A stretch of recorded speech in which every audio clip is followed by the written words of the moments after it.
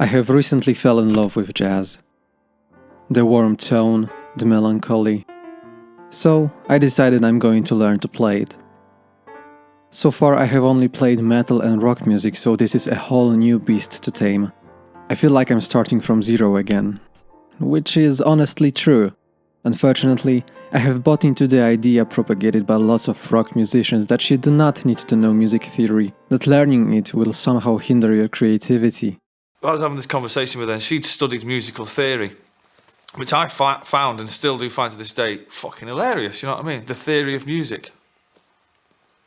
What the fuck's all that about? Yeah, do you know what I mean? Nothing could be much farther from the truth. Only now I realize how stupid that was, but the rock and roll dream was much tempting and now I am paying the price. So, the challenge began. So I started googling, searching on YouTube, how to learn jazz basics, everything you need to know to play jazz. Hours spent on finding the right material, but it amounted to nothing. I couldn't wrap my head around an idea how to practice something that is improvised, but somehow doesn't exist yet. How do you go from a scale to something like this?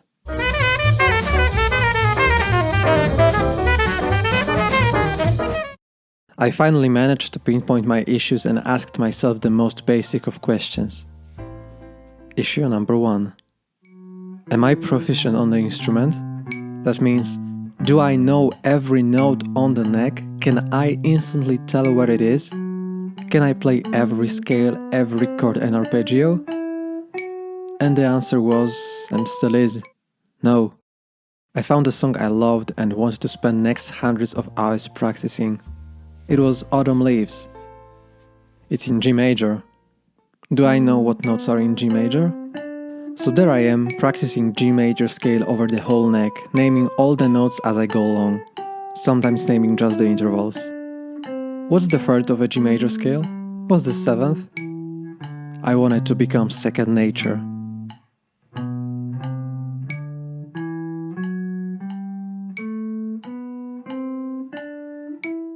Issue number 2. I know the chords to Autumn Leaves in the most basic versions. For now, that is all I need. But can I play their arpeggios? It also must become second nature. What are the notes, the intervals, the shapes? So I started to go over and over and over and over them, playing one after another, playing in sequence, asking myself, what's the 7th of the 7? What are the notes of A minor 7? The good thing is that the shapes stay the same no matter the key. I began to notice that after some time I don't focus on playing the shapes correctly, but it became automatic and started to focus on their sound more. I take that as a good sign. Issue number 3. Ear. I couldn't wrap my head around how to go from playing a scale up and down to a musical line. It was impossible. Then, after Kenny Burrell video, I learned that they hear the lines they want to play in their heads. That was a revelation. It's very important that you develop the ability to play what you hear. You play a chord and you listen to it, you listen to the tonality, and let something in your mind, in your imagination, well up that is a statement, a musical line that you wish to hear in your mind. In some way, you externalize this thought you had. Now, when you've externalized it, you're ready to find it on the guitar. I tried, but failed miserably. I started to transcribe melodies, solos. That was much more difficult. My ears heard the music but couldn't register it, internalize it. So I started with the most basic of exercises. I took the interval of a major third. Can I hear it? I mean, can I really hear it? Do I hear it in my head? Can I sing the major third above or below any note?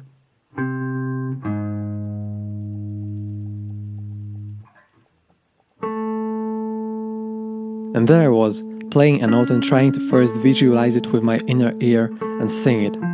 Really focus on it. It is much more difficult than I realized, but I know it must become instant with every interval that exists. It will take probably years, but if that's what it takes, so be it. That's all fine and all, but I realized after some time it's really not enough. I lacked structure. I was drifting, kind of practicing, but not really. So I had to divide my week into structured chunks and keep a practice journal. Focus on the basics, divide it into small chunks, master the first arpeggio, then move to the next one.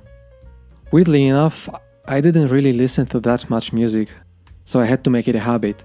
And I think that it is also a part of practice, developing an ear, getting used to the sounds of the music. So I have to devote some time each day, every day, to listen to jazz. How do I expect to play a genre without listening to it?